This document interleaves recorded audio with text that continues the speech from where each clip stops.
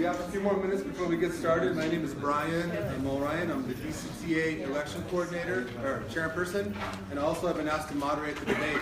So one of the sections of the debate will be to get your questions. And one of the ideas that we had in order to keep this running smoothly is to have them written down. And that way you can get them to me. I'll be sitting, I think I'm going to sit somewhere here in the middle so that they can look this way towards the camera and towards you. And just find a way to get a card to me with your question. And we will make time for that as sort of the second half of the debate. Okay? One of the things we don't want to do is have sort of a town hall, a speaker's corner, everyone stands up and gives a little speech kind of thing. So that's one of the reasons why we want to ask for written questions. And of course we don't want to have booing and cheering and so forth. Obviously we're passionate. Obviously this is important, right? But let's, maintain some decorum. Let's be efficient with our time and don't hold back, right? Give all you can give with your question. Okay? Whenever we get the camera figured out, we'll get started. So please come up, get your index card, get a pen, take a pin, right? Take a pen, all right? And give me the questions when you have a chance, okay? And I'll be over here somewhere. Thank you. No, that's okay. Are you on my page? This is I'm trying to live stream it from my page. Is it a page. podcast or is it a live recording? I'm doing it right now. I want to see if it looks live. All right, so we want to get this out to our people, and we want to get the information out. So let's make that happen, really. Thank you. Yes, mine definitely is. You guys okay with that? I told everybody to settle down.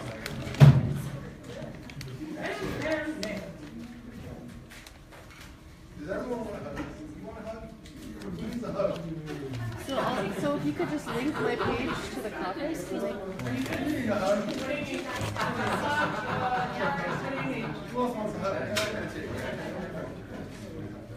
You guys are okay. I'm okay, you're okay, we're okay. Everyone's okay. Not very many. Maybe like 8. So you're going to choose the one that says DPS.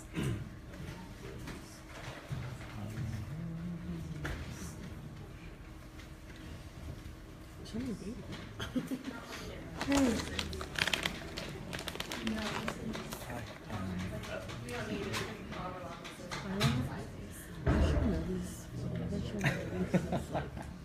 One day, because like I can make it stretch out really long. Oh, okay. I'll watch like 20 minutes, and then the next thing I'll for like 15 minutes, do some activity with it, and then I'll watch like another 15. Stretching it. So yeah, I finally finish it. I can't just watch it. Oh, I can watch it at the end of time. I love it. Corey, what do you think about this? But then they're like excited about something. What movie is it? In level 1 it's Midcore East, and then level 2 is the one about Edith.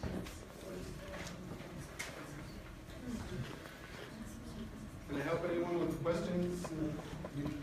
Writing questions? We don't have anything to write, right? But does anyone need any one of these? Yeah?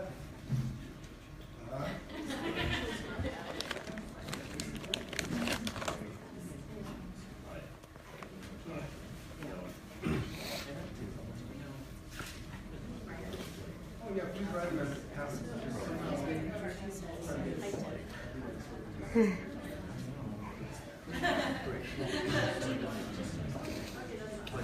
People are gonna be late.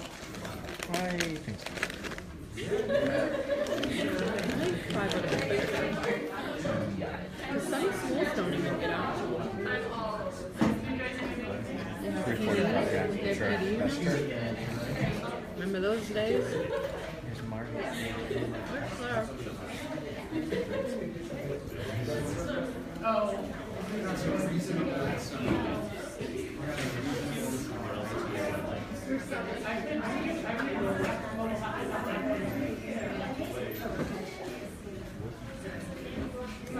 It's a good looking couple.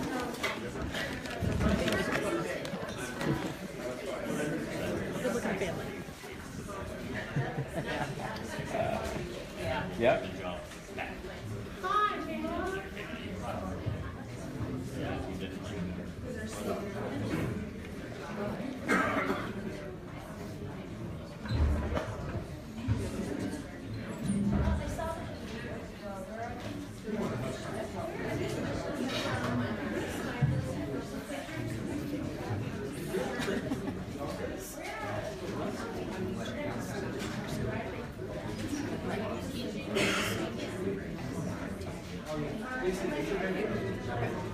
Sarah's on, so.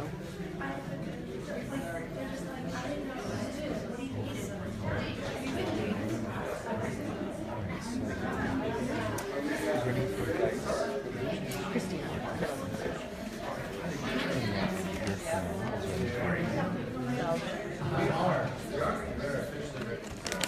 And I could have done it, but I didn't tell them soon enough that I wanted to do it. And also, Bill emailed me and they're like,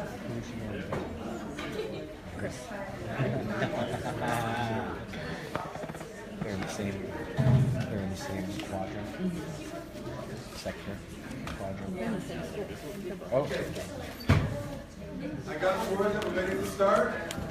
So I want to start by thanking everyone. Again, my name is Brian. I'm the DCTA election chairperson. I'm also a chairperson and co-chair of the DCTA grievance board. I've been a member for a very long time, and I've been in charge of helping out with the election process for a very long time. And so this is a great opportunity for me to help with this process. And I really encourage all of you to ask your questions, to ask the hard questions, and to really take advantage of this time. Our candidates didn't have to do this. These are the 6 bold candidates who wanted to do this. They came out today, they agreed to the format. They've been very kind to me with my issues, with questions, and requirements, and all these things, and hopefully that'll make a productive conversation for us. So I want to first thank DPS and West High School for hosting us. I want to thank all of our candidates for being here today. I want to thank you as the public, DCTA as an organization. There is not a more important time to be involved, and this is the way to be involved. Participate in this debate. Challenge our candidates. Let's make this productive, and let's do this. This is the only thing I can ask for you, and thank you for coming. You want to do a quick introduction? Just say your name real quickly and what you're running for. I'm Marguerite Finnegan, and I'm running for the Southwest Board Director seat. I'm Christina Medina, I'm running for DCTA Vice President. I'm Tommy Shimrock, and I'm running for DCTA President. I'm Lynn Valencia Hernandez, and I'm running for DCTA Vice President. Hannah Ramon, running for DCTA President. I'm Chris Bethshire, running for the Northwest Board seat. Okay. So the format is going to be, we're going to allow each person to speak to the question for 1 minute. We're going to have an opening remarks session for 2 minutes. The question will be asked. They'll have a minute to respond. If a candidate doesn't want to respond to that question, I'll try and ask that beforehand so that we can pass time to another candidate, or they can just pass their time and not pass it on at all. And then after the question session is over, there'll be a 2-minute discussion period for that question. And when that time period is over, we'll have a 30-second final word, and then move on to the next question. If this format becomes too slow or unwieldy, maybe I'll make an executive decision and just have speed it up and promote conversation. And that's my goal. So let's get started with our opening statements. Are there any questions first before we begin about formats, expectations? No? Okay. Why don't we start with our candidates for president first, then we'll talk with our candidates for vice president second, and then our candidates for board of directors. Okay? And I should do this the right way. So let's see who gets to speak first. Is that okay with you guys? We'll go president, heads or tails. Speaking first. Call it. Tails. Okay. Whoever said tails has to wait. Tommy, go ahead and go first. Perfect. Hi, everybody. Thank you for being here. This is crazy. 4:30 downtown on a Wednesday. I'm still in school for 2 more days. Thank you for being here again. My name is Tommy Shimrock. I really quickly want to give a little bit of background about myself. I'm a special education teacher at Henry World School in Southwest Denver. I've taught at 2 separate schools prior to that. I taught at Hill Middle School in the Hilltop neighborhood of Denver for some time, and when I moved out to Denver, I taught at Richland Middle School. I've taught as an AN Center program teacher when I was at Richland. I taught students who had multi-intensive special needs in an MI Center program, and they were also deaf or hard of hearing as well when I was at Hill. And I currently lead our team of special education teachers and support partners at Henry as a mild to moderate special education teacher, and I teach 3 sections of modified language arts for students whose needs demand it. Been in this district a long time, and I've seen a lot happen. And I've been a proud member of our union since I moved into our district in my first year. And I think that what's really important to talk about here tonight is where we currently are as a union and where we have the potential to go. I think that there are a lot of facts that we're going to hopefully discuss and share tonight. Not speculative ideas, but facts. We're going to talk about the number of charter schools. We're going to talk about the increase in innovations and the erosion of teachers' contractual rights. We're going to talk about our membership numbers and what's happened over the past 8 years in terms of where we're at. We're going to talk about LEAP. We're going to talk about ProCom. And I think what's really important is that people understand that at this table today, that in my position running for president, there are two distinctly different ideas about what this union can be. There's the current, which is what it is now. Low membership numbers that haven't changed since my opponent took office.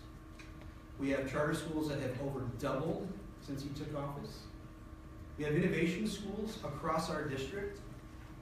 We have LEAP that is eroding teacher rights and pushing teachers out to the tune of 100 plus every single school year that we as a union for some reason signed on to. And we have ProCom that every teacher that has been hired in this district since 2007 is forced to be paid under.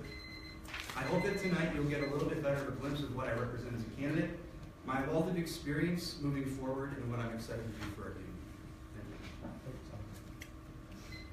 I think we're here this evening to think about the future of DCTA, and I'm here to tell you that we're absolutely moving in the right direction. What is clear is that more people than ever are joining DCTA. We have to date 597 new members. That's about 600. At the end of last comparison, at the end of last year, for the entire year, we had about 620. We're in a pretty good place right now, and our overall goal is about 1,000. It's also important to know that more people than ever are participating and attending the bargaining sessions. The first session, we had about 75 people attend. The second session, over 100, and the last session this week, about 95. And what's been positive is been having a positive impact in terms of membership engagement, but also in terms of, for example, while we're negotiating healthcare and having a HMO plan on the table right now. We are also currently taking the district to court on many issues, but basically on 3 main ones. One is around the innovation schools, Senate 130, because of the way they have been, those plans have been approved in DPS. We disagree with the district. Another one is the ILA case that was filed back in October 2013. It's more than 3 years now, but we are still in court. And finally, Senate 191, which is, we are the only union that has filed that lawsuit in the state, and this will benefit not only DCTA, but also all of the other teacher unions in Colorado. I think it's important at this time to be united, to work together, and definitely I want to thank you for all the support you have provided to the bargaining team, and I ask for your support as DCTA president. Thank you. Lynn, would you like to go? Sure. Okay. So I'm Lynn Valencia Hernandez. This is my 19th year teaching DPS. I'm currently teaching English at Thomas Jefferson High School. And previous to that, I taught elementary for 18 years at Garden Place, Beach Court, and 1 year at Richmond. So for the last 2 years, I've been the vice president of DCTA. And prior to that, my union experience came from also being the secretary of DCTA for 2 terms.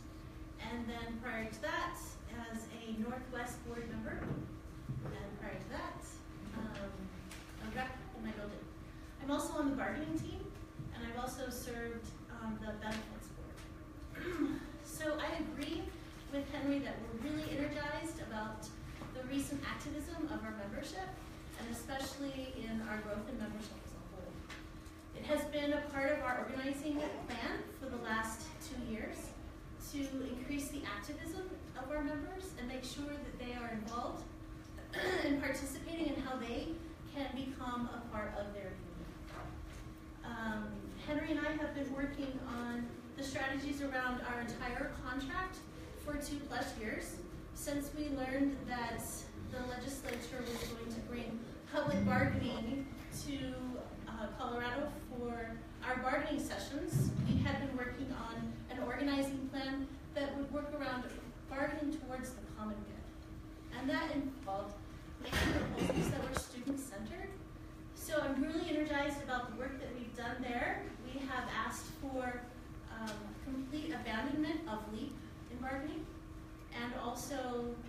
restructuring ProPomp when that contract opens up in the fall. I also think that we are moving in the right direction because we have been able to bring the budget for our office into a very healthy fiscal management.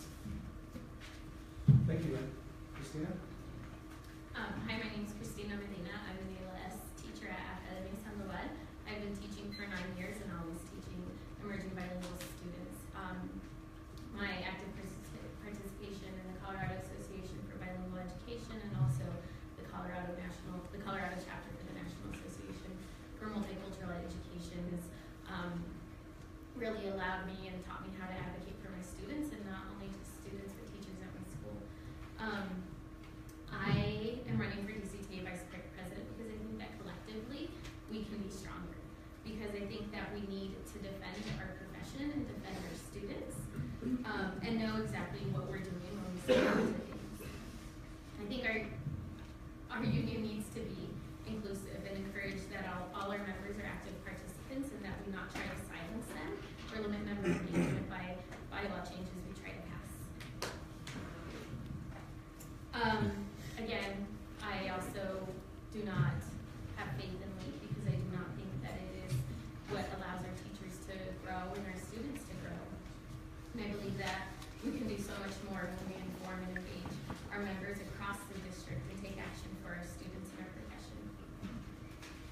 From this debate, I would like to let you know a little bit more of who I am and what I believe and my passion, and also what I can do for DCTA. Marguerite? Hi, I'm Marguerite Finnegan. I teach geometry over at Jonathan Kennedy High School. This is my 6th year in DPS, my 3rd year with my own classroom, my 3rd year as a member of DCTA. And before that, I was in City Year, I was a math fellow, I was a Denver teacher resident. I've been sort of all over. And I started out in Denver up in Montbello High School in the second to last year before the Legacy High School phased out. So that was the first vision I got of DPS and how, so that sort of gives you, like, you just get thrown into the water and you get an idea of how things can go very, very wrong for a school. And so I spent a lot of time, I fell in love with the kids, I fell in love with the students and with teaching, and decided to stay in and figure out how to help solve some of these issues. So I got involved really with the union. I joined immediately because I come from a long union family and that's what you do. But I got really involved last year with the Schools Denver Students Deserve campaign and the People's Meeting Committee. We had a forum at JFK and that's really where I got drawn in. And I was so excited because it was these 6 pillars really about making it very student-centered, engaging the community and building our power that way. And I was really disappointed as I got more involved to see the union sort of just drift off of that. It seemed to get sort of pushed to the wayside with focus on like just increasing membership numbers, which is important, and focusing on bargaining, which is extremely important. But I was really, really energized with the idea of a social justice union that I seemed to be getting into that then there were all these just roadblocks. So I thought, okay, I'll just get more involved. So that's why I'm running for the board. I'm up here to talk in this debate mostly because I'm not debating against anybody I'm running against. But I'm just up here to sort of support the ideas behind the group of teachers I've been working with who are all DCTA members, the Caucus of Today's Teachers. We're running sort of as a slate along with Tiffany Choi for the Northeast and Kate Ridgway for the Northwest, Polo Garcia, and Terry Haggerty also for the Northwest. So just plugging them. And that's what I want. That's what I hope to do here is just share those ideas as well. Chris? Thank you. I'm Chris Bethscheider. I've been teaching in DPS for 16 years. I'm currently here at West High School, West Early College, which is an innovation school. Prior to that, I was at Lincoln, and prior to that, I was at Montbello for 10 years. I've been in love with this district since I stepped foot in it, but I didn't really recognize the importance of union membership and the power within. I think we talk a lot about what the union does or doesn't do. The problem is that's not Henry, or Lynn, or Pam. the union is us. And this is the year where I finally figured out that that includes me. And being appointed to the board and being able to be the chair of the innovation committee has given me an opportunity to go reach out to a lot of teachers in this district. And I know we are moving from a service union to an organizing union, but for me, I like balance, so I like both of those ideas, and I want to be of service to the teachers of this district and let them know, helping educate them on their rights, and then helping to organize them by standing behind them while they fight, and they fight for their rights, and they fight to keep their schools open. So that's why I'm running for this position, and like Marguerite said, I'm not really up here debating anybody necessarily. I just want to make sure that the voice of reason is heard. I'm not here to battle against anyone. I'm here to do what's best for Denver teachers. Thank you, Chris. So thank you for being patient with the timers and the briefing and all that. Sorry about that. So we're going to move into the question phase. I'll ask the question, and then I'll say, and if you don't want to answer the question or you want to pass your time, let me know at that time so I can take appropriate timing measures. Is that okay? Okay. And I will direct first the questions to the executive officers first, and in the sense that they'll respond first. But during the open discussion, of course, everyone just has the right to discuss. And hopefully we'll polite or organized somehow. First question. By the way, these questions were submitted to me by the candidates, and then I was able to take the liberty of maybe hopefully saying the same question in a different way, so hopefully they won't be too surprised, but it won't be maybe exactly the same way it was presented to you at first. But I promise it will have the same content. First question, as you see it, what are the key issues affecting educators today, not only in general, but specifically, or more importantly, in Denver? And we'll let Henry, you want to go first? We have obviously many issues. I mean, school funding is one of the larger issues that impacts our schools, impacts also the way our teachers are paid. In addition to that, internally, we do have some significant issues, and this is information that we gathered through internal surveys around discipline, around healthcare, around pro-comp and pay.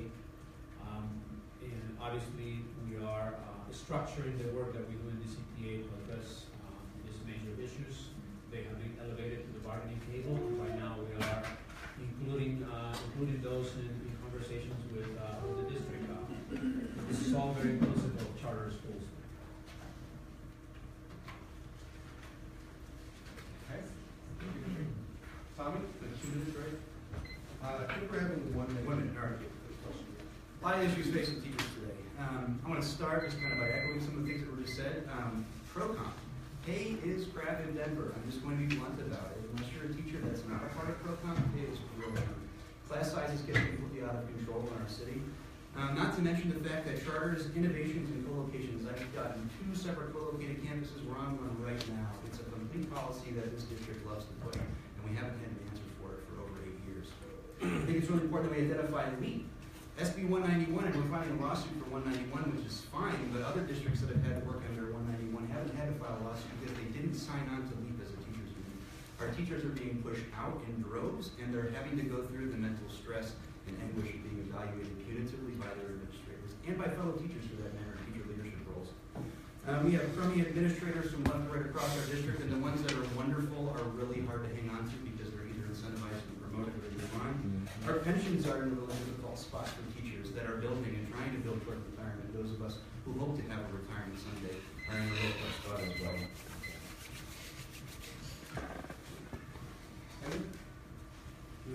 I'm sorry. No, we're not going to argue just yet. Sorry. Okay. Okay. So I think what we have identified in DCTA as key issues for educators is our workload. And workload compared to life balance. What we have asked at the bargaining table is that we increase our base pay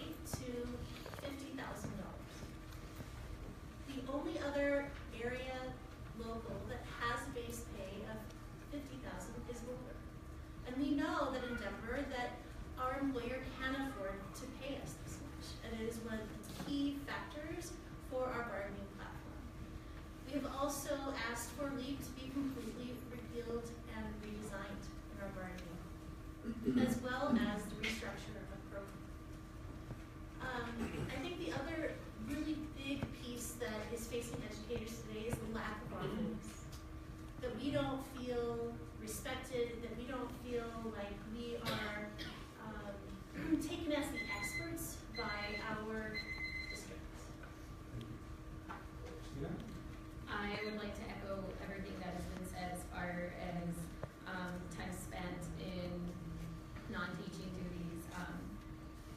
Our evaluation system is affecting us, and I know I've talked to some educators and they say, oh, my administrator is great, he's great. Well, that's great for you, but how do we advocate for all teachers across the district? And just to add on to this, another issue affecting all educators is how do we keep our students safe in our school, considering the current political climate.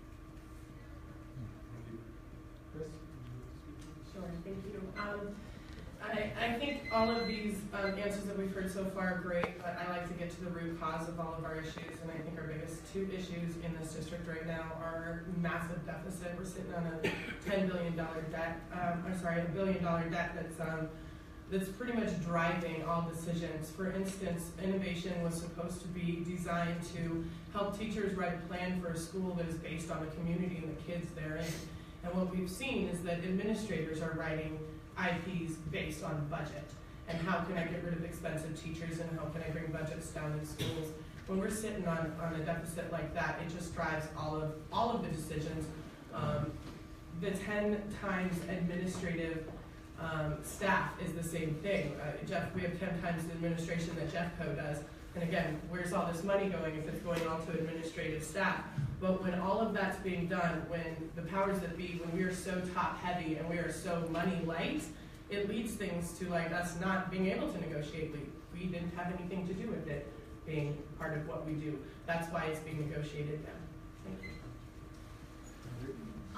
you. So I think you guys are absolutely right. We're in a very, very strange and urgent place in education right now. We got that Betsy DeVos, we got privatization going on across the country, but Denver really is this bizarre model for that school privatization of ideas. Like we've got a completely different attitude towards charter and innovation than almost anywhere else except maybe Detroit, which so Denver is like this, got the spotlight on it from the national stage.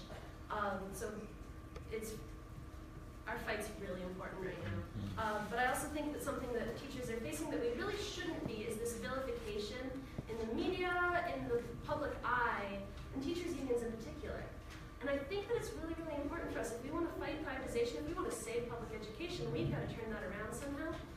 So I think it's really important that as a union, we do a lot of community outreach and community, because why would people not like teachers? That does not make sense. Again, the question was, so we can have an open discussion about it, the question was, as you see it, what are the key issues affecting education today in general, but more specifically and more importantly in Denver? And I will start the 2-minute discussion period now. Anybody can jump in? Yep. So I just want to really briefly point out that some of the candidates to my left, one said we had $1 billion deficit as a district. The other one mentioned that we're asking for a $50,000 starting salary at the bargaining table because we have the money to do that in the district. So I'm not sure which one we need to be believing right now. What I do know is that what they're both right on is that our budget is real messed up in DPS. I know that our administration has made some default swaps. We rent buildings back to the taxpayers. But on top of that, we've allowed the proliferation of charter schools, which are private organizations that people are able to have returns based on. And so I think it's really important we focus on these things that have happened over the past 8 years to get us to where we are today, to try and talk about the actual reality of our situations. Yeah, I think we have to look at our budget, the DPS budget carefully. I mean, it has like 500 moving parts. We do have to spend the time needed. What I think it would be important as we are approaching the school board election is to have some sort of forensic audit of the budget, because we really need experts that look into this huge, massive amount of information that allow us to figure out where they're spending most of that money. Typically, from year to year, you don't have the same budget line items. They are all different things from year to year, so it's hard to do a longitudinal analysis on those budgets. That's why I think it would be important to have some sort of forensic audit of the DPS budget to find out how money is actually spent on. And we do face, you know, some other issues like what's going on with our pension, where a $400 million debt was supposed to be paid by now has become more or less then a $750 million, and when they try to get away from variable rates and fixed rates, it turned out to be $1 billion. So those are issues that are significant, and we definitely deal with those. That was a short time, 2 minutes.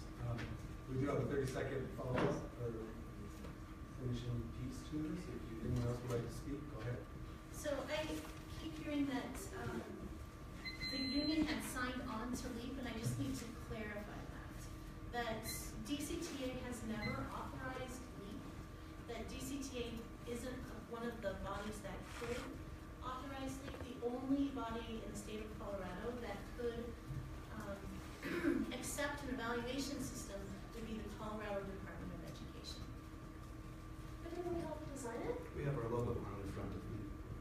It's important. Teachers all know that. And we also saw videos of our current president, my opponent, shaking hands with Tom Bosberg, passing a Parliament in 2013 that put us in a place that restricted a lot of what our rights were as teachers contractually to push back on teacher evaluation. So it's important that we know that. We may not have signed on at the level that CDE allows for, but we have our stamp, our actual logo on the front of every iteration of a LEAP handbook that every teacher in UPS has got.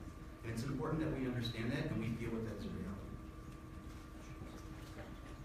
Yeah, I think as an organization, we cannot deal in absolutes. I mean, you know, as any good organizer knows, no permanent friends, no permanent enemies. In some situations, we're able not to, you know, work at all with some of the entities that come to DPS. For example, we have the Walton Foundation coming to DPS all the time, offering $300,000 to schools that, you know, approve innovation plans. And once we go and talk to the teachers and the staff, eventually those schools don't approve those innovation plans. In the case of LEAP, I mean, whenever we can have some level of influence, like changing the 21 indicators to something less, not that we can approve it or that we can. CDE is the only one that does that. But the root cause of all the issues that we have is truly Senate Bill 191. Thank you. Anyone else like to finish up? 30 seconds? I guess somehow we had a little bit of open discussion, so how about you do 15 seconds? So yes, to answer your question, Margaret, the DCTA was involved in the design of LEAP, but we were involved to give a lot of pushback to what the original design was. In fact, like the peer observer was not there before DCTA was involved, and if we had allowed Gates and DPS to design LEAP by themselves, it would be even a worse monster than it is right now. Tony, 15 seconds. Sure. I mean, that's all well and good, but our teachers are still losing their jobs because of LEAP evaluations in this district. And when they look at their LEAP evaluation handbook, they say, why is this happening? And our logo is right next to DPS's. We are just as complicit in that. So we can try and water it down as much as we want, but teachers are really affected by LEAP, and it's not appropriate. It never should have been there in the first place. Yeah, no, I think it's really important that we were involved. We should be involved. It's just that right now the bargaining proposal is that we design a new system with teacher involvement, but that's what we had in the first place. I think that we need to, and it's true, they really can railroad us in some ways, and we should be a stronger union where we can stand up and say, no, you don't need to do this at all. I think it was important that we were there. I do. But that means that we shouldn't step back and say we have no responsibility for LEAP happening. We did. We weren't strong enough to stop it. We need to become strong enough to stop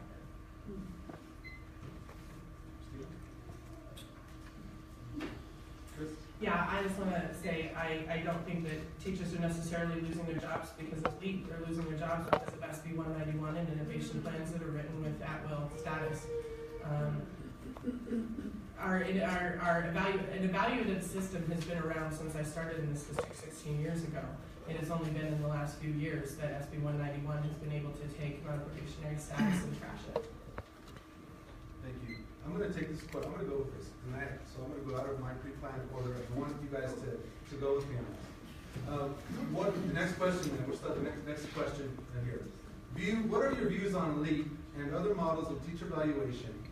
And what structures will you implement? What strengths do you bring to unite people across DPS to join in with your views and plan regarding LEAP and or alternative evaluation models. And I'm going to ask the same question again about ProCom. So if you want to combine it, that's fine. Or we could ask another question specifically the same one about ProCom, because they're so tied together. So I'm going to let you guys decide to do that. And according to my order of answering, I think it's Tommy will go first. Sure. So let me just establish the fact that someone that had submitted, I think, that question, there was some background about other models of teacher evaluation, the Marzano model, the Danielson model that have been used in teacher evaluation. I think it's really important we focus on the fact that LEAP is based off of someone that had nothing to do with education. Just like our administration in our district, Tom Boasberg, his predecessor before that, Michael Bennett, our corporatists, they are cut from the same cloth, the Chicago Boys Schools of Economics, where they looked at hollow out an organization and leave it worse than when they found it with their profits maximized. And they are having their way with DPS. LEAP is just one piece of that. Now again, like I said, signing on to these corporate interests is a huge issue. If I could just talk about ProComp, I'd love to do a quick poll here at the table to see how many people here at the table are paid under ProComp. Okay, so we have some people that are paid under ProComp and some that aren't. I think it's really important we understand that a lot of the teachers in our bargaining unit are not paid under ProComp. And so it's really interesting that when we have these conversations about saying we need to redo ProComp, a lot of teachers are just actually saying, when we talk to them about it, we should get rid of ProComp. We should have steps and lanes that pay me for my year's work, and they pay me for the degrees that I have and the commensurate experience that I'm evaluated based upon. ProComp doesn't allow for that in any way, shape, or form, unfortunately. I think it's really important that we identify that moving forward. We shouldn't be renegotiating ProComp. We should be getting rid of ProComp along with LEAP. And what we should be putting in its place, as I said before, are steps and lanes increases that our teachers and SSPs all deserve based on their experience and their work that they do in schools. Now, I mean, I could go into more detail here. Is that my time? Oh, I saw like a minute left. Sorry. Well, we're doing 1 minute. I'm sorry. Okay. The opening was 2 minutes, so we're doing a 1 minute sort of first. I'll give extra time to Henry to take extra time. We can do this. You can make it work for everyone we want to do it. Brian, are we talking about just LEAP, or are we Let me- combining them with ProCom? Let me repeat the question because I gave you guys that option to answer it. So the question I had for you was, what are your thoughts and positions on or views on LEAP versus other models of teacher evaluation? And I wanted to ask the same question about ProComp because they're so tied together. So you decide how you want to answer that for us. And I'll give Henry 40 seconds. No, 50 seconds. Go ahead. Yeah, our evaluation system. I'm sorry, a minute and 50 seconds. All right, guys. Our evaluation system is not what it should be, and we definitely have to think that one of the root causes for that is simple in many one. But in terms of ProComp, I think we again, we cannot deal in absolutes. We have to be thoughtful about what we want to do and how we maximize the limited resources we have. I think one of the proposals that we do have, and we're working on this right now, is to ensure that all teachers have access to the traditional salary schedule. So everyone goes back to the traditional salary schedule. And in addition to that, on top of your traditional salary schedule, you have access to the elements of program. So that would augment your salaries. And the reason why this is so feasible, theoretically at least, and why the district might have a hard time trying to justify this is because the way the ProComp Trust works, we collect about $30 million in mill levy revenue. The way it works is the district's supposed to kind of figure out or estimate, what you would have earned if you stayed in the traditional system, even though you are being paid by ProComp. So what that means is the district theoretically should be budgeting for the total cost of the traditional system. So in that sense, I think for us, it should be a no-brainer. Everybody goes back to the traditional cells. And there are certain advantages and disadvantages about ProComp and about the traditional system. If you look at the traditional salary schedule, We can carry that as the open Okay. discussion. Christina?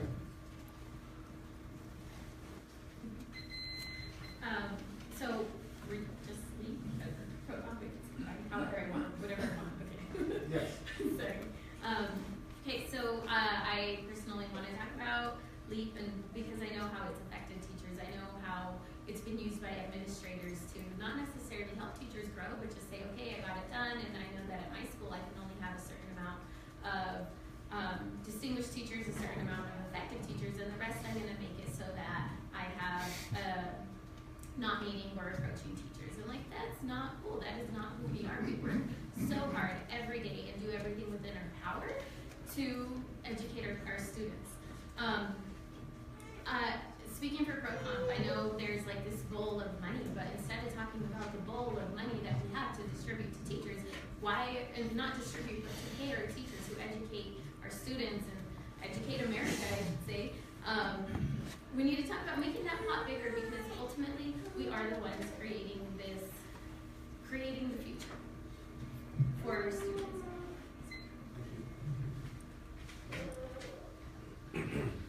So I think one of the reasons why the bargaining team has asked for a complete repeal of LEAP, and in the fall when we get there, ProComp, is that it hasn't served what the intention was for it in the first place.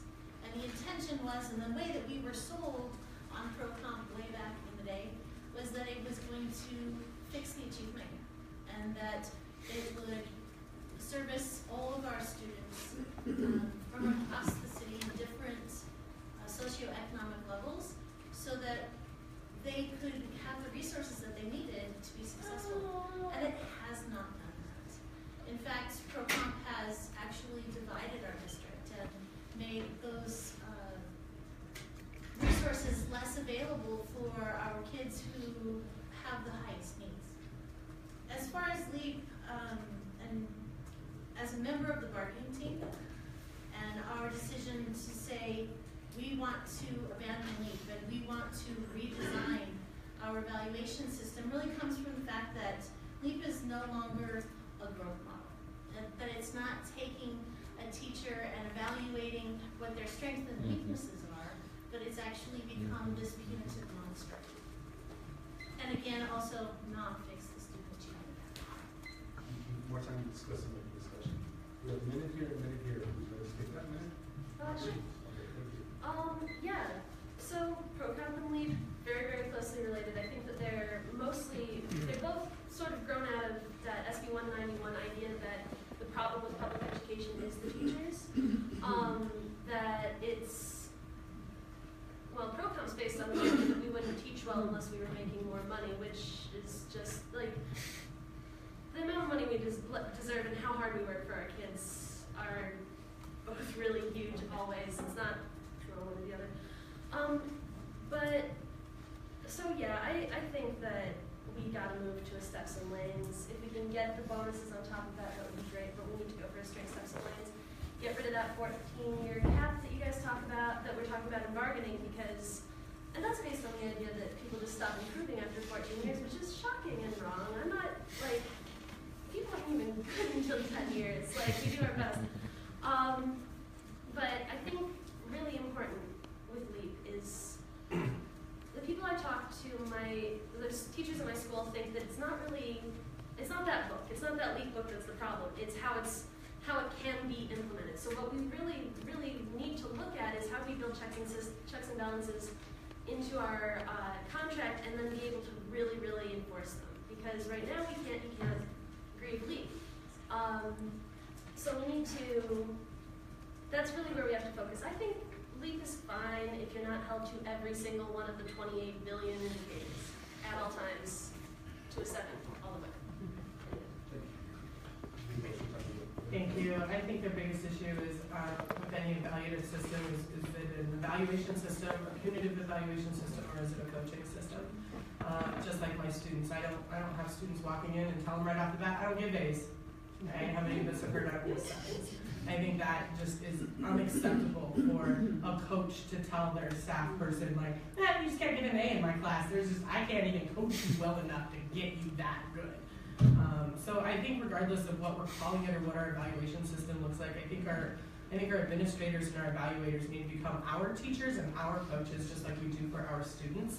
I just would like to clarify that ProComp and LEAP came along way, way, way before SB 191. SB 191 has just used those two things to really solidify getting rid of especially veteran teachers or anybody else that's going to cost this district a lot of money come retirement. And so the other piece of ProComp that I have figured out recently is that by keeping your 3 highest years at your base pay, we're never going to have to pay a retiree anything over 50 grand. So again, I reiterate my opening statement. We have this massive budget issue, and it is leaking into every single decision that we're making at the district level. What I love about our union is that we're fighting all of it in bargaining. Thank you. Let's increase the open discussion time. Don't worry about me so much. How about it? Just to finish my thoughts I think in order to propose viable solutions, that we have to have a deeper understanding of the structure of the traditional salary schedule as well as ProCom. So one of the things you notice in the traditional salary schedule is that the first 5 steps is really compressed. So what I mean by that is you probably get about a $100 increase a year. So that's not significant for the first 5 years. But after that, you have some health increases. In ProCom, what you have is in the first few years, you have access to 4% of the base index. The base index is about $40,000, 4% is about $1,600 per year. The potential is there. So we have to look at how we assess what each system offers and how do we come up with something that benefits our teachers more. So I think that's going to be really relevant in terms of assessing the value of the traditional system and what we can do on I'd like to comment on ProCom as well. I think it's really important that we identify that we're talking about some 2017 ProCom's been around since 2007, and I'm curious as to what we've done to push back on it. Haven't seen a whole lot. And I hear some snickers to my left, and I find it hilarious because I think it's really important that the teachers out here and that are going to be voting in this election understand what has happened. ProCom was intended to keep good teachers in the classroom. We've heard people on this table say that we have 10 times the administrators of one of the other districts. My understanding from a core that DCTA did last year, which is the Open Records Request Act, which is say that we have actually as many administrators downtown in DPS as the next 5 districts combined. ProCom isn't working. And so we don't need to sit here and talk about going down the rabbit hole, the details and the percentages. We need to get rid of ProCom and bring back dignity to our teachers when it comes to their paychecks every month. I think that's really important. Well, it's open discussion. Okay. So, ProCom has been around since that beginning time, but in 2008, it was changed drastically. And it was changed drastically without DCTA's consent. And the reason that we complain about ProCom down, that 14-year cap, and all of the other difficult things that keep it hard for us to retain our veteran teachers is that DPS made a bunch of changes to ProCom to save them money in the mill levy. And what they did was they held our master contract at bay. So it was either one or the other. And we had to choose at that time. I was not on the bargaining team, but this, I do remember exactly what happened, was that unfortunately, those 2 contracts were allowed to expire at the same time. And so what DPS did was that they held one at ransom unless we agreed to the other. And we had to choose between whether or not the structure and the way that our teachers were paid, or if we had a master contract at all. And that was under different leadership. That was before Henry's time and before my time. But I would agree that the decision that they made at the time was the best they could do for the circumstance.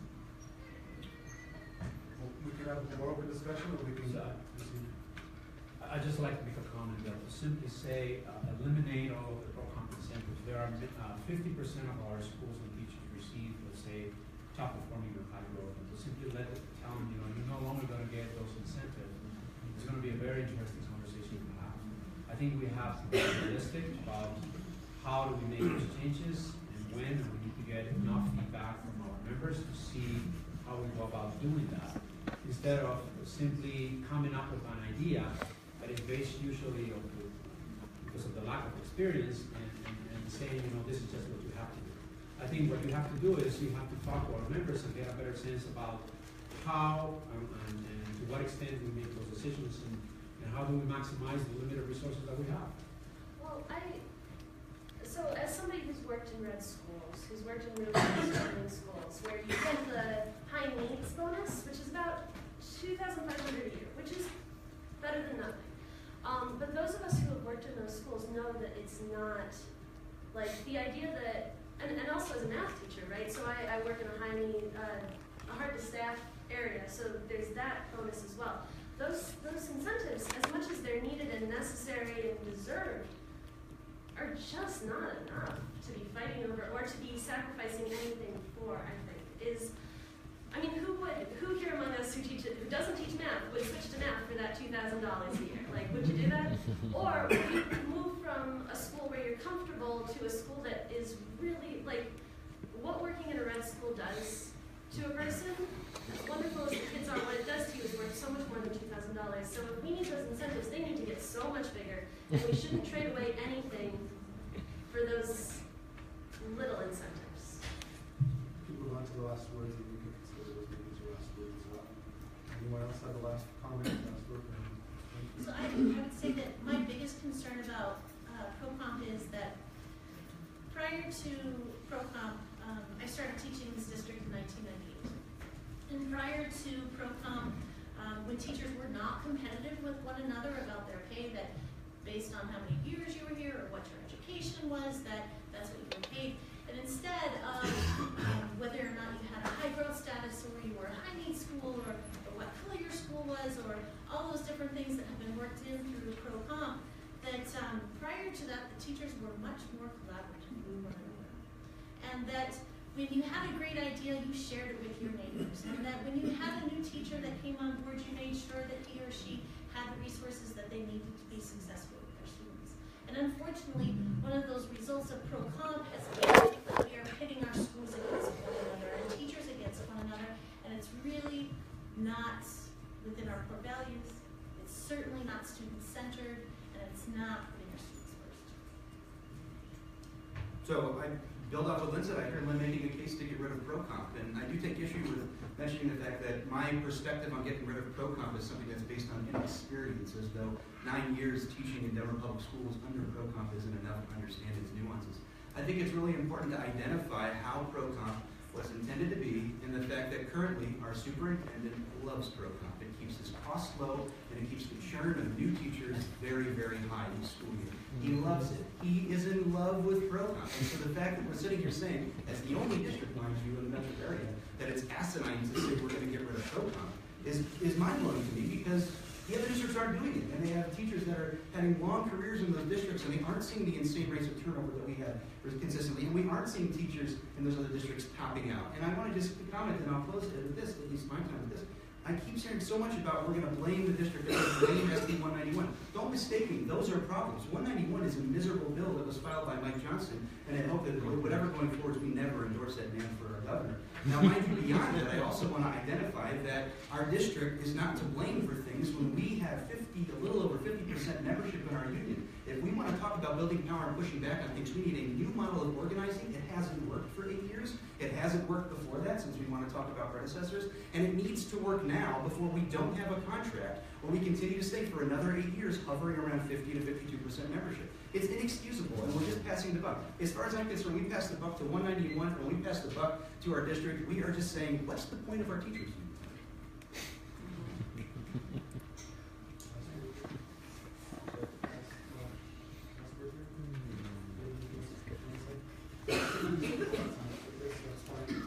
But the message, the point is not my format or our format. The point is to get the message out. Let's be flexible with the time, and I'll try to be fair enough with each side. So we're running for various offices of DCTA. We seem to almost agree on deficiencies in ProComp and LEAP, and SB 191, etc. What about DCTA itself as an organization? We want to talk a little bit about what are you going to do to make DCTA different over the next 5 years? What strengths do you want to keep or change? Or I'm sorry, what strengths do you want to keep? What do you want to change? How are things going to happen differently in your leadership, or a new leadership with the same person, or a new leadership with a new person? And what elements do you want to keep? So in that very long question, I think there's a lot of information there. Basically, let's see what we have to say. My order here next to answer first would be Henry. In terms of the strengths, I think our members, that's very important, membership engagement. the momentum that we have right now and the opportunities that we have for our members to be active and engaged in the work that we do. In terms of the challenges, I think we need to continue building that membership and our member engagement, and we need to continue to work hard on the funding that we receive from the state. I think those are important things. In terms of the long term, or taking the long view on the work that we do, I think it would be ideal to have a multi-year contract so we can have more stability regardless of any craziness that might happen politically in the next 2 or 3 years. So I think that's going to be really essential. And it's also going to be really important to engage all of the people that are now participating in the bargaining sessions, transfer that energy into the school board election. Because I think at the end of the day, the school board makes big decisions in terms of our quality of life and the kind of work that we do. So those things are going to be really relevant. Tommy? Sure. Strengths. First biggest strength that we have in DCTA is our members. I mean, our swath of members is unbelievable. The expertise, the experience. We're in 150 schools out of, I don't know, between 200 and 221, depending on who you ask, district or CDA. That's definitely our strength. And we need to identify how we build power from member to member. It's not about the bureaucracy that you're looking at here. It's about the conversations that members are having to build strength in their work sites. Bargaining, I want to echo what Henry was just saying. Public bargaining has been fantastic. I really hope we get some results from it too. I think that the HMO option has been great. But I see a lot of weaknesses. I see low membership numbers, and I know I've harped on this before, and I'm happy to put this on my opponent right now. In 2009, our membership numbers were nearly the same. What we've seen is an increase in our teacher force. So new teachers are coming in, and the possible teachers for DCTA membership are increasing, but we're staying the same with the membership numbers. And I think that needs to change absolutely. Our association with LEAP and ProComp are, of course, huge weaknesses that we've had as a union because we tie ourselves to those, which gives us a weaker position in bargaining when we go to that table, regardless of how many members are there. And then beyond that, I think that it's really important to identify we have not gotten the job done with our school board elections. We have 0 out of 7 of the school board elected officials that side with us as a teachers association. It was 1 to 6. Before that, it was 3 to 4. Before that, it was 4 to 3 in 2008. Those numbers have slowly declined as we've botched the election of certain candidates and donated money to candidates at times that had anti-immigration views that we didn't vet properly in the first place. $2,000. So I think that's really important that we identify. And beyond that, I think that it's really important that we strengthen our coalitions across the DPS in Denver. We need to be working with Padres. We need to be working with BLM. We need to be working with faith-based organizations in Denver, not just when we need them to show up for bargaining, but when they need us, because we understand that when we fight, and this is a social justice issue that I want to talk about, but when we fight for poverty wages because we think that janitors deserve more, we're fighting for better learning conditions for our kids. Make no mistake about it. When those kids go home to a dad or a mom that are paid better because we have helped fight on the front lines for their pay and their jobs that get an hourly wage, those kids have warmer houses, they have more food on the table, and they have more engaged parents that can help them with their homework. So make no bones about it. When we fight for social justice in the city of Denver for our kids, we are fighting for better learning conditions for our students and in turn better teaching conditions for us as educators. So what I'm really proud of and the work that Henry and I in the last 2 years have been able to accomplish is a stable financial budget. We have a really difficult situation with our affiliation with CEA. Out of every dollar that we collect from member dues, 70 cents goes to CEA. And that leaves us with very little operating budget. And with the hard work that we need to do for our members and our students, our families, and our communities, this makes it very difficult for us to provide the services that we need to for our members.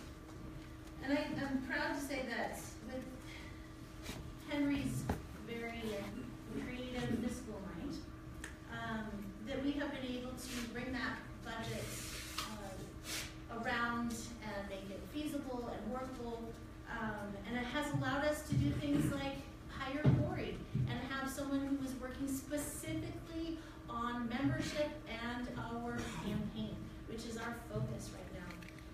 We've shifted our focus last year from people's meetings because we just weren't making the gains, that we just weren't engaging enough of the community as quickly as we needed for them to be, so that they could be empowered by our bargaining process as well.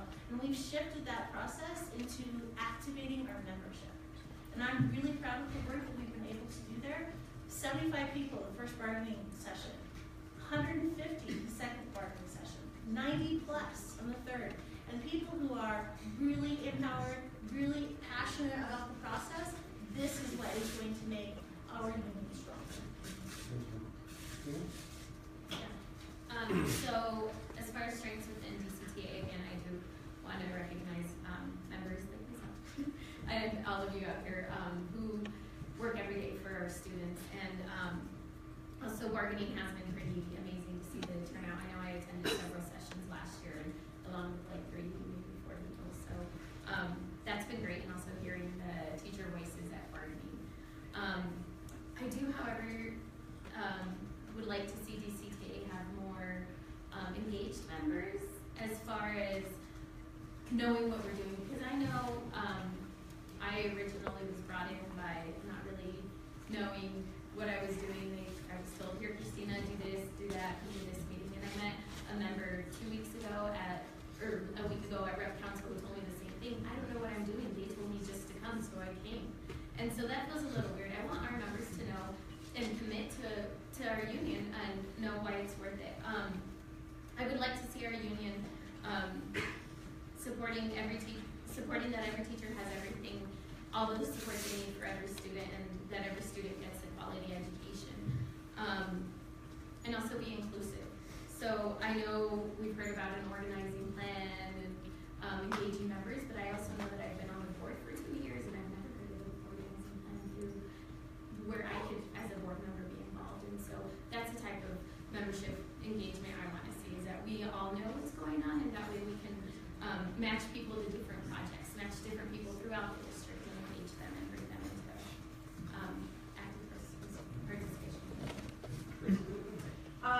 I think the same thing I ask my students, or I ask of my students, I'll ask of myself. When I ask what I want from this union, I have to start with what am I willing to give? What am I willing to do? So what can I do for this union? And what I want to continue to do for this union is work with the innovation schools, continue to go to those schools and meet with people, educate their teachers on what their rights are.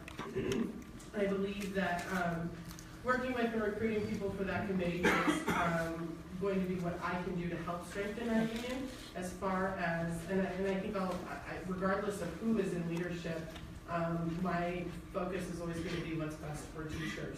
And then focusing really on next steps after our election, which is the school board and getting that turned over. I'm curious, is it low membership or is it strong membership? I think one of our biggest weaknesses with the union is that our district finds a way to slash our membership every single year. So every single year we have to come back from a membership deficit before we're even at 0. I think if we were, as our opponents are saying, never actually growing in membership, then we would see a huge deficit every year in membership. We would actually go down. The other thing I would like us to consider is how we partner with community members and who those community members are. I know that when Antoine Wilson walked in here, his small school model sounded really good to a lot of people, and we're now seeing what that's actually doing to our district. Padres sounds good. They're great. They also took a whole lot of money from charters. So I think it's really important that we use discernment when we're working with community members and not just hitching our horse to every single wagon out there because it sounds good or they're really motivated. We need to do what's best for our schools and our communities.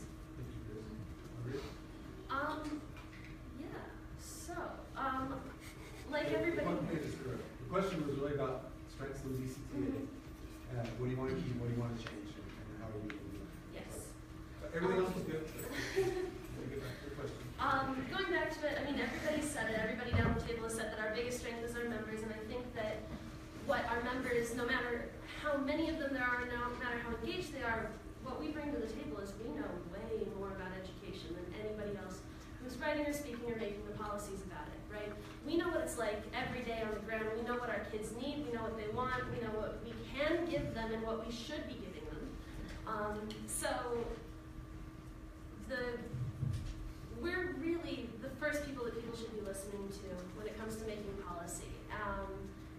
At this point in the district, we're not. And we know that we've got this corporatist model. We know that we've got corporate folks like Boasberg, Bennett, who have been making these decisions for us, and it really needs to come back to the teachers. And in order to get people to listen to us, we've got to go to the community, and we've got to go, even if the organizations are imperfect, even if they're not exactly what we would want. Just like when DCTA isn't perfect and exactly what we want, we still get into it and we still support it.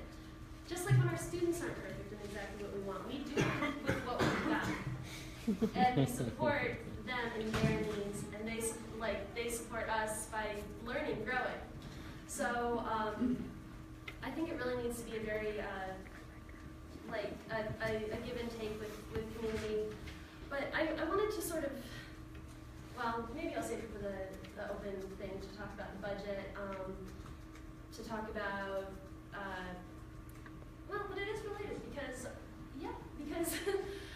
the people's meeting, that was really built around the School Students Deserve was, let's talk to the community, let's get their ideas, their input, and then let's bargain for that. Let's bargain for better lunches. Let's bargain for restorative justice. Let's bargain for better pay. Let's, not for us, but for the maintenance staff, for everybody in the school. Let's do stuff that's explicitly just for our kids. And the thing is that got sort of scrapped and pushed to the wayside, even though it was entirely done by free labor of engaged members. So a lot of those members are now running for office because we were frustrated that even though we wanted to do things for free, we wanted to do things in our own time, in our own very limited free time, guys. We're teachers, we're members. But we were just sort of told no, and I'm still not really clear on why we were told no. So as far as budgeting, I don't know. If you want to brag on the budget, brag on how you can use engaged, interested members to do this stuff for you. I want to build off that. Speaking of the budget, 2 minutes now. Okay. I think it's really important that we understand, and many of our members don't even understand that we have paid people that work for our union. Their job is to help our union organize. Corey's one of them. Corey, I'm not trying to direct anything at you as I point at the camera. But I think it's really important that we identify. I don't know what we're talking about here with the budget. I have been a classroom teacher for the past 9 years, not operating the budget for our union. But what I do know is that over the past 4 years, those staff members have been turned over to 15 plus over 4 years. 15 plus staff members that are here to help us organize and become a stronger union were either left on their own, pushed out, fired, who knows, grants were cut in funding, I don't know the details of it. What I do know is the fact that all of those people are no longer working at DCTA. What I also know is that we had the same amount of people in that office at the start of the school year and we hired another position. So if our budget was such a mess before, I don't know where we came to the point where we were able to hire this new position. I'm thankful for Corey and the organizing that he does. He provided me with a number of different pieces of data over the past week as I just shot him emails randomly. But I think it's important that we understand that if we're going to try and talk about how we're going to build power and move forward as a union, getting rid or having people leave to the tune of 15 plus over 4 years, which is a far higher rate than teachers even turn over in PBS, is insane. And we're not building power. We're not doing what we need to do as a union. And we're not holding on to our employees in ways that I believe are upstanding and acceptable. Sure. Sure. Yeah. There are many parts to that, but this is the bread and butter of DCTA. And the reality of membership is that we have to think differently because of the qualification of charter schools and innovation schools. And what I can say is we're visiting the schools every single week and we're having great results. But it's also important to know also a little bit of context. This is not just a DCTA issue. CEA, Colorado Education Association, is facing tough times too with the budget and the overall membership. We know now, for example, that JEFCO lost about 600 members in 1 year alone, and they have been completely unable to recover from that. We know nationally, for example, that, and this is because of the political environment, nationally Tennessee had like 90,000 members, now they have 30,000. You might think about what happened with that loss. They're just not active enough. Well, the legislature made bargaining illegal. So you have that political environment that you have to think about in terms of the bigger picture. But I'm excited about the work that we're doing right now in DCTA, and I believe we're moving in the right direction. So in terms of, yeah, it's true there's been turnover in DCTA. It's definitely, working in Denver is not like working anywhere else, as you can tell. It's difficult and it's challenging. I can tell you that for some individuals, we had at one point a grant of $200,000. We were able to hire 3 people. And at the end of that grant, if you know about grant-based positions, they have a beginning and an end date. And when that happened, one of them is working for CEA right now. We have a great relationship with him. 2 others, one is working in Virginia, another one in Tennessee. We had another person that when they started with us, they have done wonderful work, but they said from the very beginning they wouldn't stay more than 2 years. And as a matter of fact, after the first year, this person got a job as an HR executive, making $20,000 more than we could pay, and we can definitely not deny that. So we have had those changes. We had some people that went to study law because they wanted to do something different and travel the world. I mean, so there's more nuance, and there's more to this than a simple soundbite. Great. Thank you, everybody.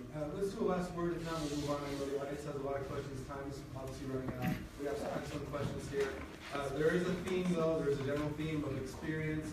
There's a general theme of action. And we hopefully can hear some of those specifics. Hopefully we can hear more of what you're going to bring to the table. What are your strengths now? And that was your chance in your opening time. But let's hear more about your strengths that you're going to bring action to this union, to this district for our teachers. On the way here, I saw a person wearing a T-shirt that said, "My friends come first, bottom line." So maybe a good way to phrase this is, what is your bottom line for us as a district, as the teachers?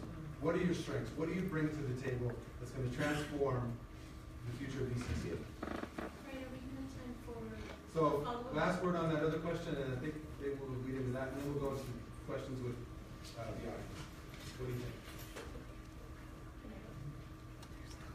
Sure. No, let me see. Next on my order, next on my order is Tommy. So I'm going specifically off that question you asked. You want to just move on to the question? Or? Sure, yeah, Let's just keep it moving. Let's go to that question. Let Tommy go. Okay, go ahead. Go ahead. So I'm really proud to say that we have 5 retired DPS teachers currently working as staff in our office. And those 5 retired DPS teachers bring to their position every day the knowledge of your contract because it was once their own contract. And they know firsthand what your workload is about because they've lived it. And I think that experience is really going to strengthen our office and the service that they can provide for you. So get your, that's great. Thank you for making that final point. So basically, what are your strengths? What are you going to bring to DCTA? What's your bottom line for members in terms of what you bring to this situation? Right? We have a contrast here. Let's bring it out for the members here. Tommy, go ahead. So I was going to say that I was thinking about this question, and I was thinking about one of my weaknesses, and my wife told me that I was late to places. I just want to get out my part of the weakness. I think I have some strength that I bring to the table. I wouldn't be going into this and throwing my name into the hat to leave the classroom for potentially 2 years if I didn't have confidence in my abilities. I think I have really good interpersonal relationship skills, and I've worked for 9 years now to build the relationships with the teachers across this district, not just the schools that I've been at, but through my time organizing, working as an organizer for DCTA, working as an organizer statewide for CEA on behalf of DCTA. I think that through those relationships and through that experience, I have a vision. I know what we need to do to try and move forward, and I want to see our membership join me in that fight. I think beyond that, I'm about to graduate in May from CU Boulder School of Education. They have an education policy and foundations program, which I'm finishing up my master's in. We specifically talk about these sort of nuanced details. How do you win these elections? What do you do going forward when you have business-minded approaches that are reforming your district left and right and decimating your teachers and their contracts? And I have knowledge of how to operate those sorts of things. I think that beyond that understanding, though, I think that I know what practicing teachers are going through because I've been through it for 9 years. I've been left over 30 times. I've had to deal with my pro-comp BS paychecks that I get and deal with payroll on the phone and all of these sorts of things to make sure that my family, which I have a 7-month-old that I'm sure you heard whining in the background, are getting what we need each and every single month. I have firsthand knowledge of these things. Beyond that, at the school-based level, I've taught in 3 different schools in 3 separate capacities. 2 of those 3 schools have been co-located with charters and innovation schools. My current school and the first one I moved to DPS, which are products of the ed reform movement that's just taking over and decimating our district, left and right, and we don't provide an answer for it. And I think it's really important that teachers understand that you don't get that experience by not going through it. And that when we sit here and want to say that this is about experience versus passion, and I'm flattered that people think I'm so experienced, I do have a passion for it as well, but I think it's also important that we identify what experience is it that we value as a union, and how do we think that we're going to see that experience play out in the future of DCTA. We have seen, in my opponent's case, the past, that it's just not working. And what I'm presenting to people, what I am offering to you, is a vastly different approach that changes how we organize and changes the line that we take when it comes to dealing with our district. I also want to suggest one more thing that I think is a huge strength that I want to suggest tonight, and that is tiered dues for our membership. If we have nearly 50% of people in this district that are teachers or SSPs that don't pay us dues each month to try and be members, it's insane that we don't reduce those dues. So what I'm proposing to try and get our membership numbers up is to reduce those dues by 50%, especially since we have many teachers that are probationary for up to 3 years. And then each year after that, they increase by about $17. So by their third year, they're paying full price dues. That way, we go to things like NEA and we work to try and organize our model. We say to you teachers that aren't joining us, we say we want you to be a part of this. We understand that $70 a month is a lot, and that's $800 a year, just a little bit over. And we think that we value why you're a part of this association. I think that moving forward, that's a huge strength that I bring to the table, is to be able to understand what those members need, what they want that are coming in, that are brand new to the profession, whether they be 23 or 53. And we want to try and say that we value what they have and they need to be a part of this fight. Henry? Yeah, in terms of challenges, I would say my friends say that I'm working all the time. My wife says I'm a workaholic. And in terms of my strengths, I'm a Capricorn. Leader, I guess. And I have passion for the work, passion for this organization. I love the work. I believe in DCTA. And I believe that public education has an important place to play in terms of our democracy. I also think that we as teachers definitely play an important role in that in the current political environment. I think we are at the forefront of keeping that democracy alive. We're teaching our kids to be kind and empathetic. We're teaching our kids to be citizens in this global economy. We're teaching our kids to be critical thinkers. And I want to continue doing this work and advocating for all that you do and ensuring that you have a decent quality of life.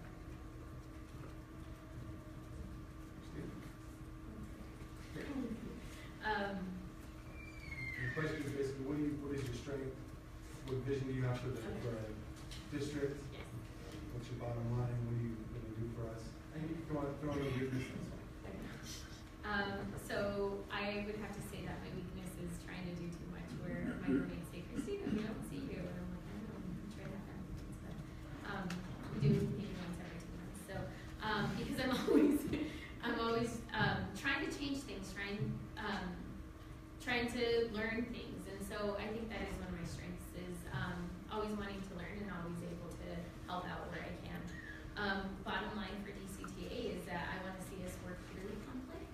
I want us to be inclusive, and I want us to engage members to the point where we know what we're doing, and that when we say our union is what we put into it, and it's what can I do for the union, but how do we get our members to say this is what I can do for a member, for our union? How do we get more members to say that rather than just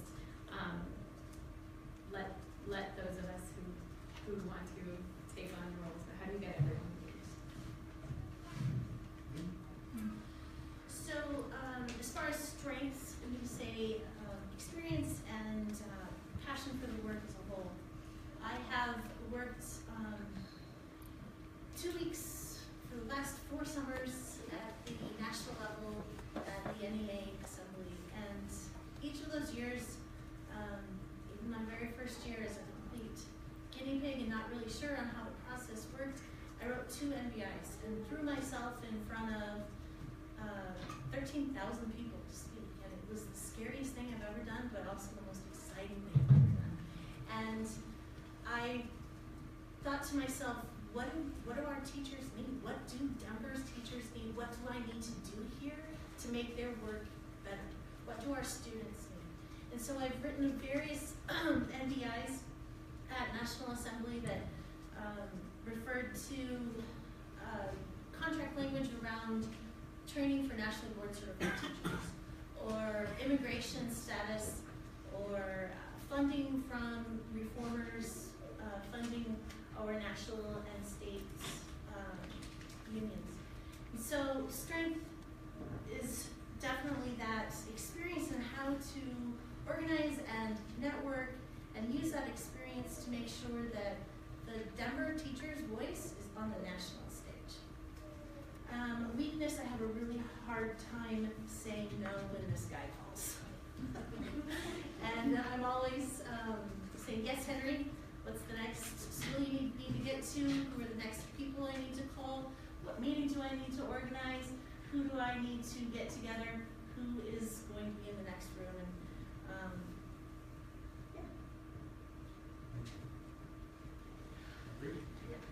And I'd say what I'm bringing to the table here can be presented as a weakness, and it sometimes is, especially with when this conversation is in high school. But what I bring is starry-eyed idealism.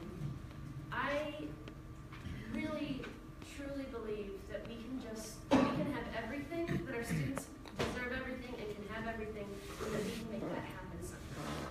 And I think a lot of the people who are running for the board with me, who are running as part of this slate, also bring that. We don't take no for an answer.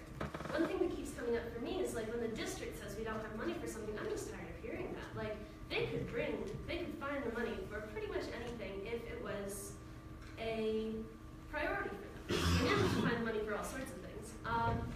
So just that sort of like, we don't have to compromise. Or at least we don't have to compromise as much as we have. There's a place for it, but you want your leaders to shoot high first. You don't want your leaders to walk up to the table and say, well, I'm probably not going to get this, but again, no, you don't want them to come like that. You want them to come like, we deserve this, our kids deserve this, and that's what we're going to get.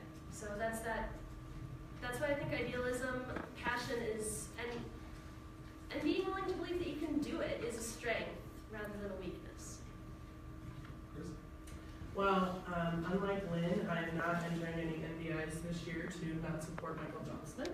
And unlike Henry, I am not bilingual. However, my strengths do include that I'm talkative and knowledgeable, and I have a huge network all over this district. I've worked with about 5 people in this room alone. And not all here. I also don't really care who doesn't like me. I'm fine with telling Buzzword no. I'm fine with telling anybody on the board no. I'm fine with losing my job again as they turn around and shut down and burnt down and blown up, and I don't even care anymore. This district can't do any more to me, so I am here, and that also makes me incredibly empathetic to the struggles that our teachers are going through. I've been there. I've had those teary nights of like, holy crap, am I going to make my mortgage this month? So I think having that network, and for me, the bottom line is stopping, or at least slowing the momentum of Denver right now. It is gentrifying, it is growing, and I see our issues at this district are not just DPS issues. It is a Denver issue. Our city is exploding, and what we're seeing in our schools is the aftermath of that. And so as we're gentrifying, we are making it too expensive for our students to live here, and not even in the metro area. They're leaving to Pueblo and La Junta.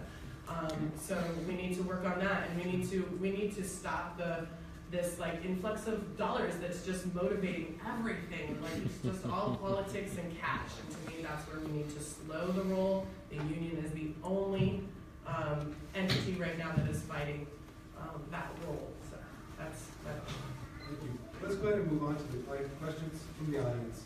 I don't think we need to have a debate about our strengths and visions. You guys are doing a great job. Thank you for being so patient. Thank you for being flexible for the changes in the format. Hopefully we'll get some good answers here now. Why don't we do it this way?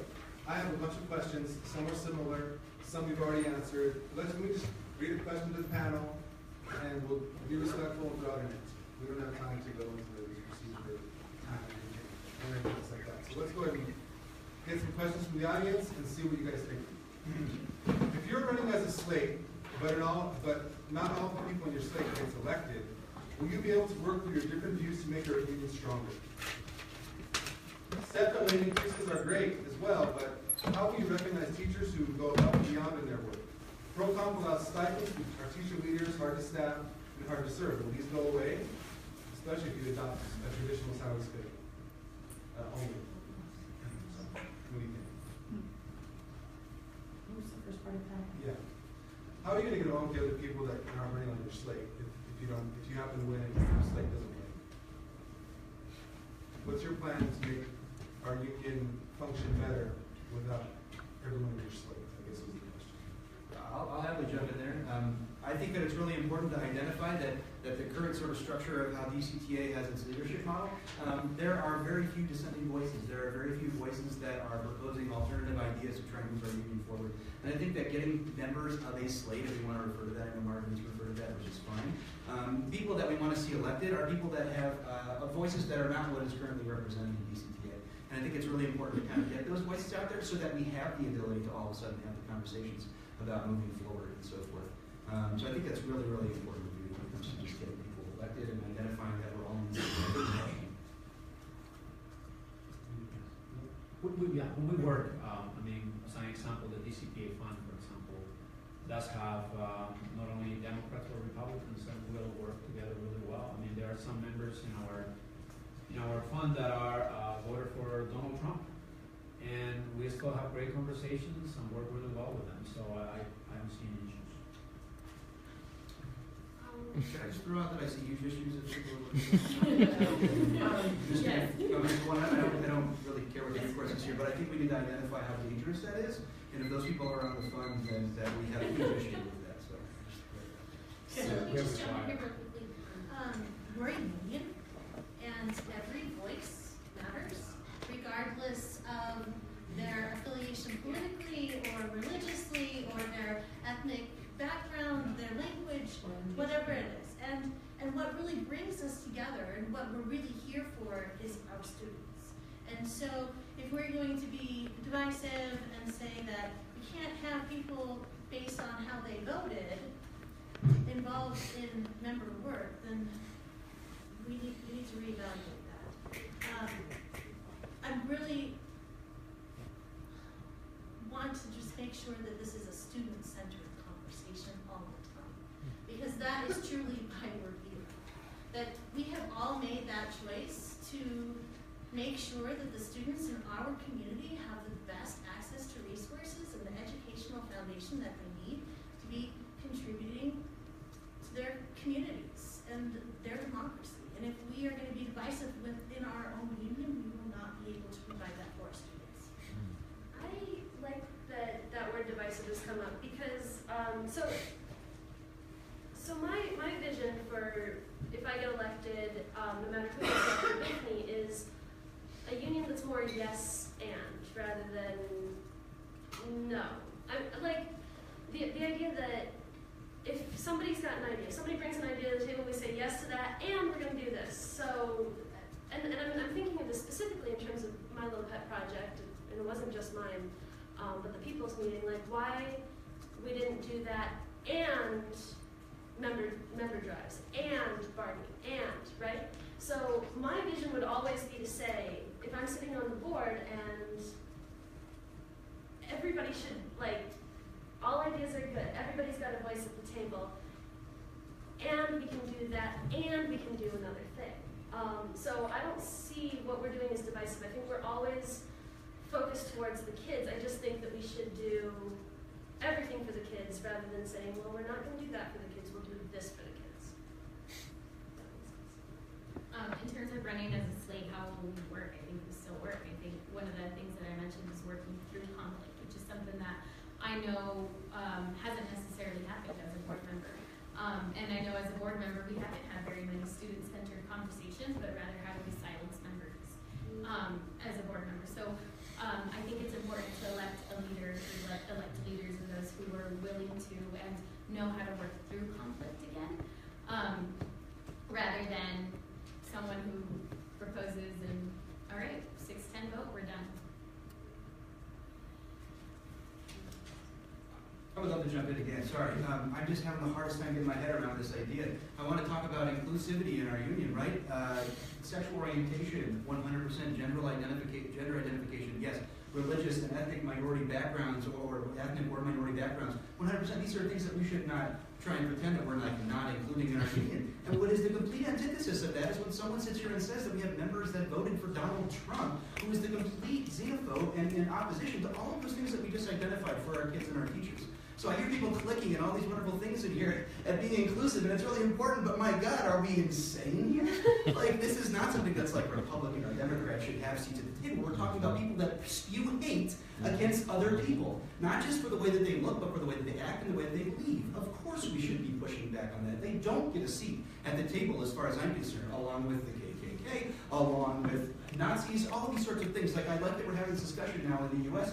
at this particular time. It's really important we identify this. But they don't get seats at the table when they immediately begin to carve out sections of our people that live in this country, and specific here in Denver, including their students, including our students, right, that are worried about ice rates at my school every freaking day. They don't get a seat at our table in our union. I'm sorry, they don't. I don't want to cut you. I agree with you, Tommy. But You know, I'm really offended by what you just said. Yeah. I agree. You know, I'm tired of hearing your offensive language. You're saying that we're insane? Are you serious? So I think what I'm saying... No, it's my turn to talk. Okay. Because I'm really upset Moderator. that we are... Okay. Moderator, Guys, let's go. Okay, nobody cares about Trump right now. Yeah. Stop. Relax. Let's stop. Okay? Tommy has a viewpoint. I agree in many ways with the viewpoint, but what I was going to say is, let's get back to the topic. Exactly. Brian, Let's might I not, do that? let's not finish this conversation at loggerheads. No one's going to win this conversation. I'm happy to talk about it. So, we're not dealing with that issue anymore, please. So, what are we going to do as a union? We talked about several things. We talked about our strengths. We talked about we tried to get to sort of what the union needed to improve or keep. The other big question on people's minds is LEAP and ProCom, right?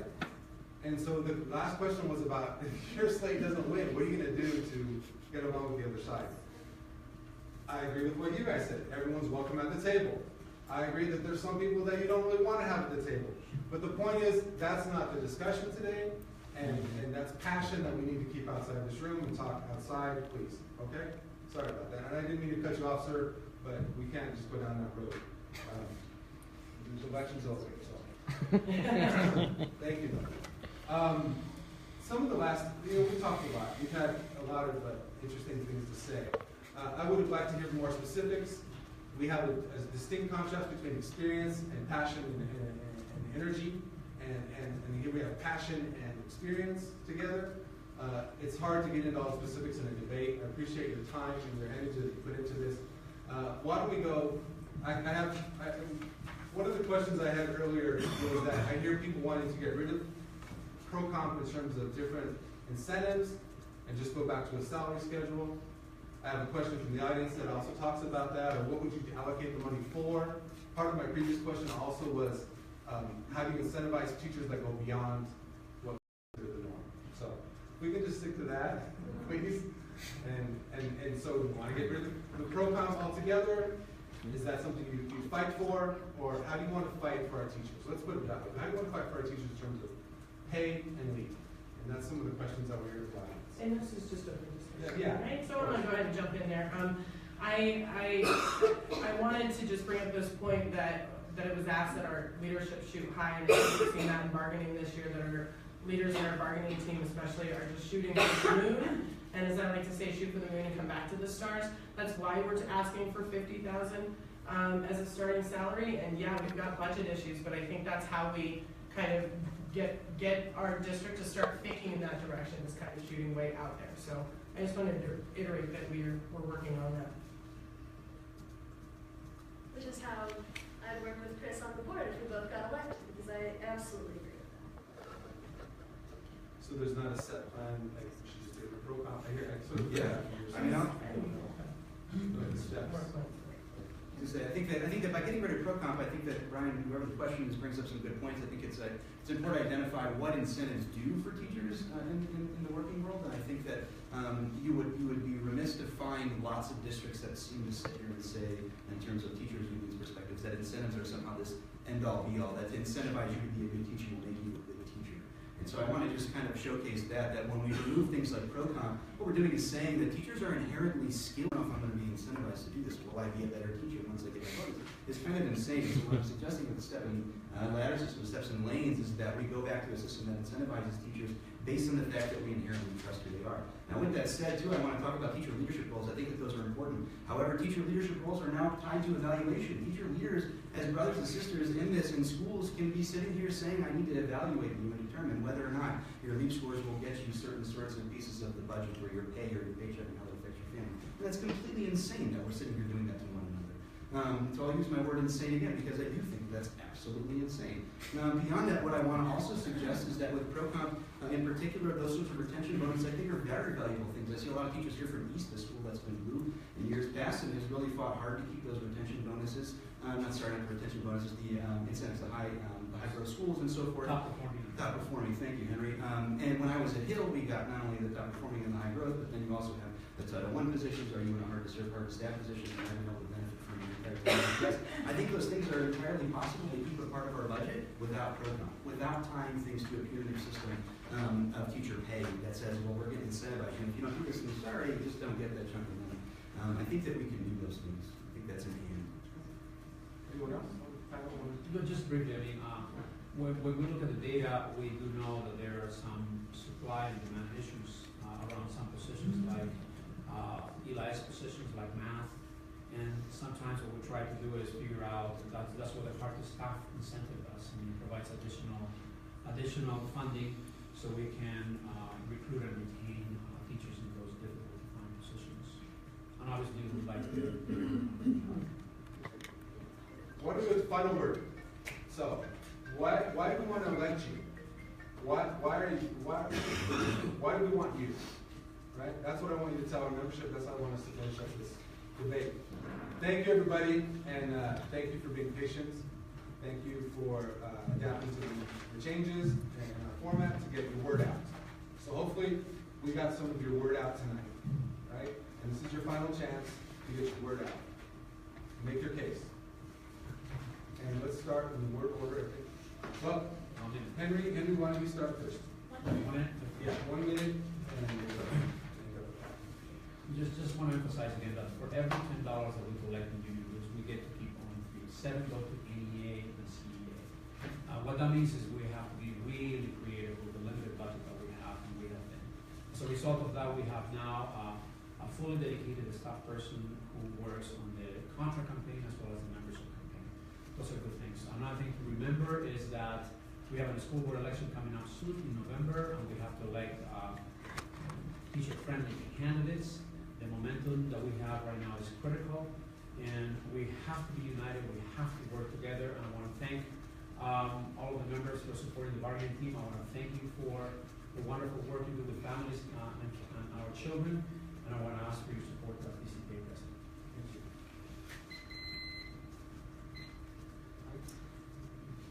So here's why I want you to vote for me. If you're done making excuses for why our teaching profession is the way that it is, then feel free to vote for me. Because what I'm presenting is a new direction for our association, one that builds a fighting union of member-to-member, school-to-school networks that has the ability to increase, and we don't make excuses for it, that has the ability to push back, and we don't make excuses for why it's not happening, and we have the ability to hold our elected leaders accountable, be they on the school board, in terms of our administration that aren't elected but that are appointed in this top-heavy approach to how our district operates. That's why I'm asking for your vote. Because what has been happening is not working for our association, and it hasn't for a long time. And I think what you're being sold is an idea that people are sitting here saying, we're so confident in our 52% membership. We're very thrilled with the possibility of getting things to the bargaining table. What I'm saying is, join me and organize so that we can actually make sure that we do what other unions across this country have done, which is not just tend to the bargaining table by putting people in the community. That is the first step. But it is also by taking our districts to task, increasing our membership with new ways, and making sure that we are taking back the teaching profession every single school across our district. So the education reform movement in Denver against DCTA and our students is really like the David and